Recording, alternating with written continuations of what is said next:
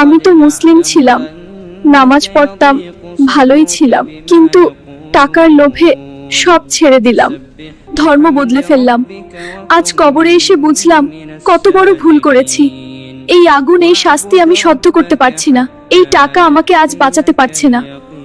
আমি একসময় হিন্দু ছিলাম, কিন্তু আল্লাহর রহমতে আমি ইসলাম গ্রহণ করেছি। আজ আমি বুঝেছি দুনিয়া শুধু পরীক্ষা পাবে। মনে রাখো, এই পৃথিবীতে আমরা এসেছি শুধু পরীক্ষার জন্য।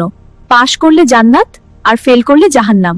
আমাকে কেউ বাঁচাও, আমি আবার ফিরতে চাই। যারা সামান্য দুনিয়ার লাভের জন্য ইসলাম ত্যাগ করছেন, আপনারা কি নিশ্চিত মৃত্যু আপনাকে সময় দেবে? আজ যে টাকার জন্য ঈমান বিক্রি করছেন, কাল সেই টাকাই আপনার কোনো উপকারে আসবে না। জাহান্নামের আগুন খুবই ভয়ঙ্কর, আর সেই আগুন থেকে বাঁচার একমাত্র পথ আল্লাহর পথে ফিরে আসা।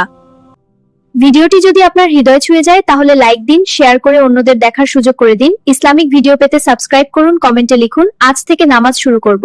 ধন্যবাদ।